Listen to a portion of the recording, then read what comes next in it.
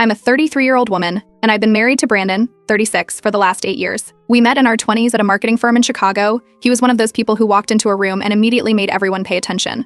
He had a way with words, always projecting confidence and control, which later slipped as his double life unraveled. I was finishing my MBA and juggling full-time work. He was just getting started on building his own digital consulting business from scratch. We moved fast. Within a year, we were married. I paid the rent, utilities, and groceries while he chased investors and built pitch decks late into the night. He told me we were building something together. I believed him. I covered everything financially while he lived off ramen noodles and startup dreams. When his company finally took off, everything changed, but in ways I didn't expect. He told me I didn't need to work anymore. Said he wanted me to enjoy life and breathe easy for once. I pushed back at first, but he insisted. We moved into a large custom-built home in the suburbs.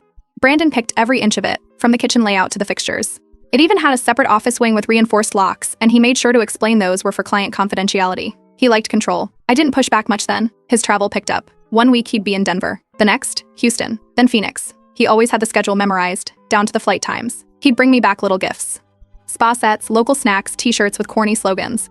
Sometimes receipts. Sometimes selfies from hotel lobbies to show where he was staying. The thing is, I never asked for proof, but he gave it anyway. Looking back, that was the first red flag. It wasn't long before he took over all the finances. At first, it was to save me time, and later it became about efficiency. He stopped looping me in on decisions, said he'd handle the taxes. Then slowly, the car titles started showing up under his company's name. Bank accounts I used to access were suddenly being restructured for liability reasons. Even furniture we bought together was now marked under the business. I checked the house deed. My name was still there, but it felt like a placeholder.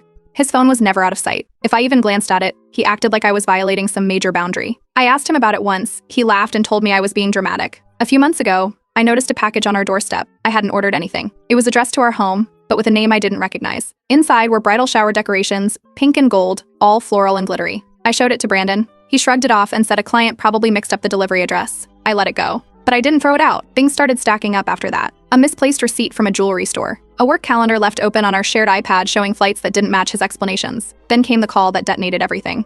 It was a Thursday afternoon. My phone rang with an out-of-state number. The woman on the other end introduced herself as Amelia. She was calm, polite, and direct. She asked why Brandon's ex-wife, me, was still appearing on his legal documents. I told her I was his wife, not his ex. She didn't speak for several seconds. Then she asked how long we'd been married. I told her 8 years. There was another long silence. That's when she told me something that made my stomach drop. She said she had married Brandon nearly a year ago, in Arizona, under the name Brandon M., a slightly altered version of his full name. I thought it was a prank. I asked for details. She told me they met at a tech conference in Phoenix 3 years ago. He courted her, flew out to visit often, even introduced her to people she believed were his family. She said he proposed 6 months before their wedding. They had a small ceremony. She sent me a photo of them at the altar. Brandon wore the same tuxedo he had worn on our wedding day. I didn't cry. I didn't scream. I emailed her a scan